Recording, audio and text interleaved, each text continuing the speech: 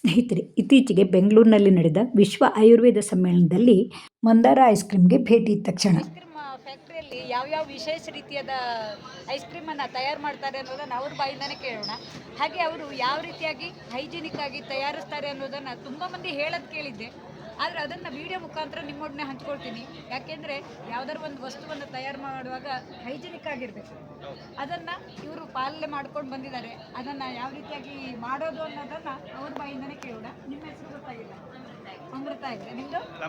ಲಂಬೋದರಲ್ಲೇ. ನೋಡಿ, ಇವರು ಅದೇ ಅನ್ನಲ್ಲ, ನಮ್ಮೂರು ಸಮೀಪದವ್ರು. ನಮ್ಮೂರನ್ನ ನಮಗೂ ನೆಂಟರೇ ಆಗ್ತಾರೆ. ಅದು ನೆಂಟರು ಅಂತೇಳಿ ಹಂಚೋದು ಅಂತಲ್ಲ, ತುಂಬ ಮಂದಿ ರಿವ್ಯೂ ಇದು ಚೆನ್ನಾಗಿದೆ ಅಂದಿದ್ದಕ್ಕೆ ನನಗೆ ಇವರು ಫ್ಯಾಕ್ಟ್ರಿಯಲ್ಲಿ ಯಾವ ರೀತಿಯಾಗಿ ತಯಾರಿಸ್ತಾರೆ, ಯಾವ ರೀತಿಯಾಗಿ ಹಂಚ್ತಾರೆ, ಅಂದರೆ ಅಂಗಡಿಯಲ್ಲೆಲ್ಲ ಯಾವ ರೀತಿಯಾಗಿ ಇಟ್ಕೊಳ್ತಾರೆ, ಯಾವ ವಿಶೇಷತೆ ಇದೆ ಅನ್ನೋದನ್ನು ಅವ್ರ ಬಾಯಿಂದನೇ ಕೇಳಿದ್ರೆ ಚೆನ್ನಾಗಿರುತ್ತೆ. ಎಲ್ಲದನ್ನು ನಮಗೆ ಐಸ್ ಕ್ರೀಮ್ ಅಂಗಡಿ ಬಂದಾಗ ನಮಗೆ ಸೇರಿಸೋಕೆ ಆ ಟೈಮ್ನಲ್ಲಿ ಸರಿ ಇರೋದಿಲ್ಲ.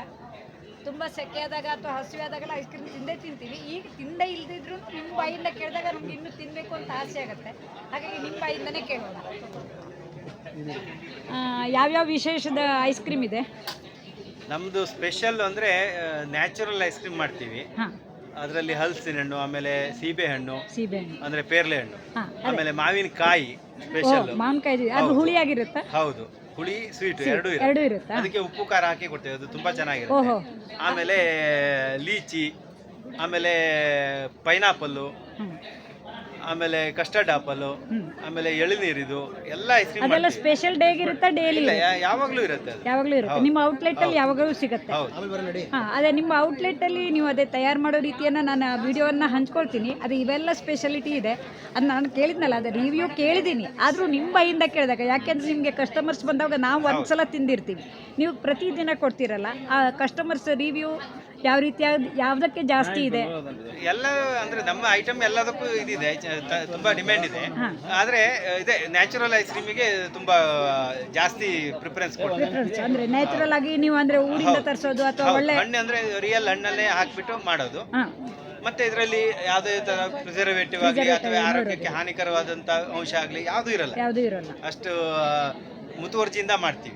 ಅದೇ ಅನ್ನಲ್ಲ, ಅದ ತುಂಬಾ ಅದ್ರ ಬಗ್ಗೆ ಎಲ್ಲ ನಾನು ಕೇಳಿದ್ದೆ. ಆರೋಗ್ಯಕ್ಕೆ ಏನು ಎಫೆಕ್ಟ್ ಆಗಲ್ಲ. ಅದೇ ನಾವಂದ್ರೆ 2.5 ತಿಂಗಳ 3 ತಿಂಗಳ ಮಗುವಿಂದನೂ ನಾವು ಅದನ್ನು ಪ್ರಯೋಗ ಮಾಡಿ ನೋಡಿದೀವಿ. ಅದೇ ವಿಶ್ವವ್ಯಾಕ ಸಮ್ಮೇಳನದಲ್ಲಿ ಬಂದಾಗ ನಮ್ಮ ನೆಂಟರು, ನಾನು ಬರೋಕ್ಕಾಗಿಲ್ಲ, ಯಾಕೆ ನಮ್ಮದೇ ಕಾರ್ಯಕ್ರಮ ಇತ್ತು, ಬರ್ಲಿಕ್ಕಾಗಲಿಲ್ಲ. ನಮ್ಮ ನೆಂಟರೆಲ್ಲ ಇಲ್ಲಿ ತಿನ್ಕೊಂಡು ಹೋಗಿದ್ರು. ಆದರೆ ನನಗೆ ನಿಮ್ಮ ಬಗ್ಗೆ ವಿಡಿಯೋ ಮಾಡೋಕ್ಕಾಗಿರಲಿಲ್ಲ.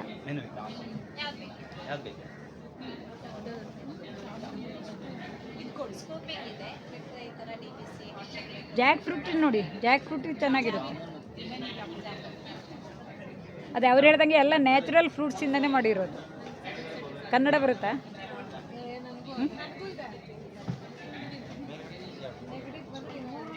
ಅದೇ ಈಗ ಇಲ್ಲಿ ಯಾವುದೋ ತಂದು 7 ಎಕ್ಸಿಬಿಷನ್ಗೆ ಇದು ಯಾವುದಾದ್ರೂ ಹೇಳ್ಬೋದಾ? ಇದು ಇದು ವೆನಿಲಾ, ಇದು ಬಟರ್ ಸ್ಕಾಚ್, ಇದು ಪಿಸ್ತಾ, ಇದು ಮ್ಯಾಂಗೋ, ಇದು ಸ್ಟ್ರಾಬೆರಿ, ಇದು ಬಂದು ಡ್ರೈ ಫ್ರೂಟ್ ಅಂಡ್ ನಟ್, ಆಮೇಲೆ ಇದು ರೆಡ್ ವೆಲ್ವೆಟ್, ಇದು ಚಾಕ್ಲೇಟ್ ವಿತ್ ಚಾಕೋ ಚಿಪ್ಸ್, ಇದು ಬಂದು ಗಾವಾ, ಆಮೇಲೆ ಇದು ಹಲಸಿನ ಹಣ್ಣು, ಇದು ಪೈನಾಪಲ್, ಇದು ಬ್ಲ್ಯಾಕ್ ಕರೆಂಟ್.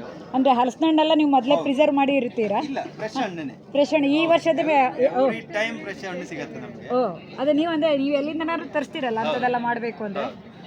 ಅದೇ ಅನ್ನಲ್ಲ, ಈ ಔಟ್ಲೆಟ್ ಅಲ್ಲಿ ಇದೆಲ್ಲ ಇರುತ್ತಲ್ವಾ? ಅದೇ ನೀವು ಎಕ್ಸಿಬಿಷನ್ಗೆ ಅಂತೇಳಿ ತಂದಿದ್ದಲ್ಲ, ಎಲ್ಲ ಕಡೆನೂ ಇರುತ್ತೆ. ನಿಮ್ದು ಅದು 2 ಕಡೆ ಇದೆ ಅಂದ್ರಲ್ಲ, ಅದು ನಿಮ್ದು ಫ್ಯಾಕ್ಟ್ರಿನೂ ಒಮ್ಮೆ ನೋಡಬೇಕು ಯಾವ ರೀತಿ ತಯಾರಿಸ್ತಾರೆ ಅಂತ. ನೋಡಿ, ಅವರು ಇದ್ರ ತಗೊಳ್ತಾ ಇದ್ದಾರೆ, ಗುಲಾಬ್ ಜಾಮೂನ್ ವಿತ್ ಯಾವುದದು ವೆನಿಲಾನ ಹೇಗಿದೆ ಅಂತೇಳಿ ನಿಮ್ಮದು ರಿವ್ಯೂ ಅಂತ ತಿಳ್ಕೊಡಿ. ನಾನು ನನ್ನ ಯೂಟ್ಯೂಬಿಗೆ ಇವ್ರ ಬಗ್ಗೆ ಹಾಕ್ತಾ ಇದ್ದೀನಿ. ನಾನು ತಿಂತಾ ಇಲ್ಲ ಈಗ, ಆದರೆ ಊಟ ಮಾಡೋ ಟೈಮ್ ಆಗಿದೆ ಅಂತ. ತುಂಬ ಮಂದಿ ಚೆನ್ನಾಗಿದೆ ಅಂತೇಳಿ ಹೇಳಿದ್ರು, ಹಾಗಾಗಿ ನಾನು ವಿಡಿಯೋ ಮಾಡ್ತಾ ಇರೋದು. ನಿಮ್ಮ ರಿವ್ಯೂ ಇದ್ದರೆ ನೋಡೋರಿಗೆ ಅಥವಾ ಟೇಸ್ಟ್ ಮಾಡಿದವರಿಗೆ ಗೊತ್ತಾಗುತ್ತೆ. ಧನ್ಯವಾದ ನಿಮ್ಮ ಬಿಸಿ ಸಮಯದಲ್ಲೂ ನನ್ನೊಟ್ಟಿಗೆ ಮಾತಾಡಿದ್ದಕ್ಕೆ. ಹಾಂ, ಇನ್ನೊಮ್ಮೆ ಸಿಗೋಣ. ನಾನು ರುಚಿ ನೋಡಿ ಹೇಳ್ತೀನಿ. Okay, thank you. ಯಂತ್ರಗಳಲ್ಲಿ ಚಾಕ್ಲೇಟ್ ಕಪ್ ತಯಾರಾಗ್ತಾ ಇರುವಂಥದ್ದು.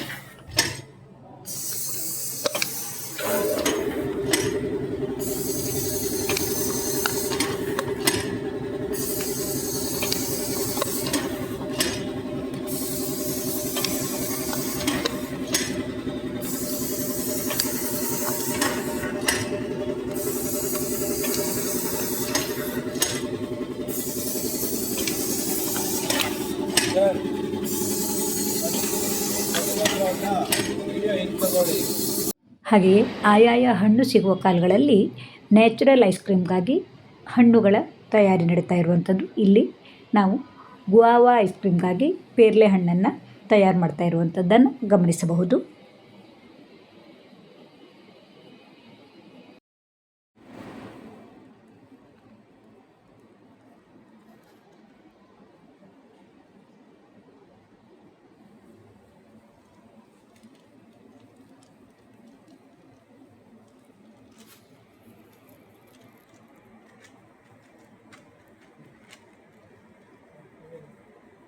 sorry.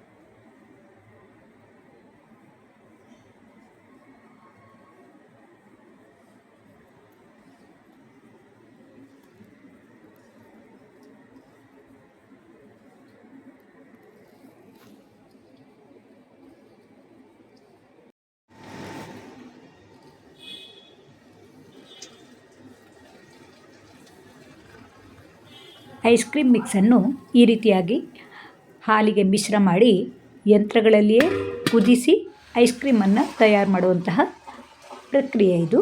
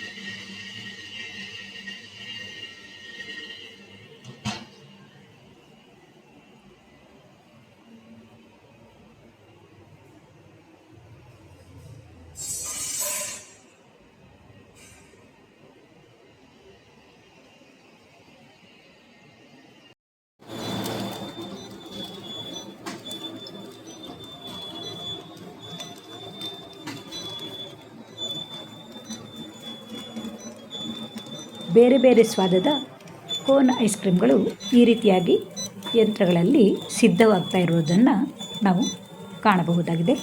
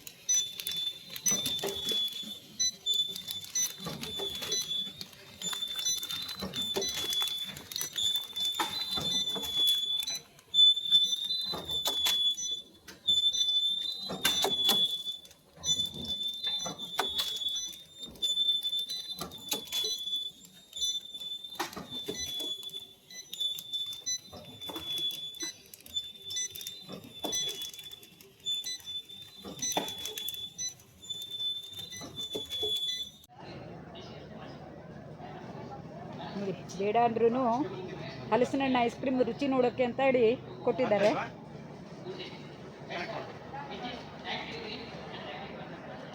ತುಂಬ ಚೆನ್ನಾಗಿದೆ. ಇತ್ತೀಚೆಗೆ ಬೆಲ್ಲದ ವೆನಿಲಾ ಐಸ್ ಕ್ರೀಮ್ ಸಹ ಇಲ್ಲಿ ಸಿದ್ಧವಾಗಿದೆ. ಹೀಗೆ ಶುಚಿ ರುಚಿಯಾಗಿ ಮಾಡಿದಂತಹ ಇಂತಹ ಐಸ್ ಕ್ರೀಮ್ಗಳು ವಿವಿಧ ಮೇಳಗಳಲ್ಲಿ ಪ್ರಸಿದ್ಧಿಯಾಗುವುದಷ್ಟೇ ಅಲ್ಲದೆ ಅನೇಕ ಸಭೆ ಸಮಾರಂಭಗಳಿಗೂ ಈ ಮಂದಾರ ಐಸ್ ಕ್ರೀಮ್ ಸಪ್ಲೈ ಆಗ್ತಾ ಇದೆ. ಅದೇ ರೀತಿಯಾಗಿ ನಾವು ಬೆಂಗಳೂರಿನ ಅನೇಕ ಭಾಗಗಳಲ್ಲಿ ಮಂದಾರ ಐಸ್ ಕ್ರೀಮ್ ಔಟ್ಲೆಟ್ಗಳನ್ನು ಕಾಣಬಹುದಾಗಿದೆ. ಜನಪ್ರಿಯತೆ ಗಳಿಸಿದ ಇವರ ಔಟ್ಲೆಟ್ಗಳು ಸುಂಕದಕಟ್ಟೆ, ಹೆಗ್ಗನಹಳ್ಳಿ, ಗೊಟ್ಟಿಗೆರೆ, ಅರಕೆರೆ ಇವೆಲ್ಲ ಸ್ಥಳಗಳಲ್ಲಿ ಇವೆ. ನ್ಯಾಚುರಲ್ ಸವಿರುಚಿಯ ಈ ಮಂದಾರ ಐಸ್ ಕ್ರೀಮ್ನ ವಿಡಿಯೋವು ನಿಮಗೂ ಇಷ್ಟವಾದರೆ ಲೈಕ್ ಮಾಡಿ, ಇಷ್ಟ ಮಿತ್ರರಿಗೆ ಶೇರ್ ಮಾಡಿ. ನೀವು ಈ ಔಟ್ಲೆಟ್ಗಳಲ್ಲಿ ಸವಿದಿದ್ದರೆ ನಿಮ್ಮ ಅಭಿಪ್ರಾಯವನ್ನು ಹಂಚಿಕೊಳ್ಳಿ. ನಿಮ್ಮೆಲ್ಲರ ಪ್ರೋತ್ಸಾಹವೇ ಇಂತಹ ವಿಡಿಯೋವನ್ನು ಮಾಡಲು ಉತ್ಸಾಹವನ್ನು ತರುತ್ತದೆ. ಮುಂದಿನ ವಿಡಿಯೋದಲ್ಲಿ ಇನ್ನೂ ಹೆಚ್ಚಿನ ಮಾಹಿತಿಗಳುಳ್ಳ ವಿಡಿಯೋಗಳನ್ನು ನೋಡಬಹುದು. ತಮ್ಮೆಲ್ಲರ ಪ್ರೋತ್ಸಾಹಕ್ಕಾಗಿ ಧನ್ಯವಾದಗಳು.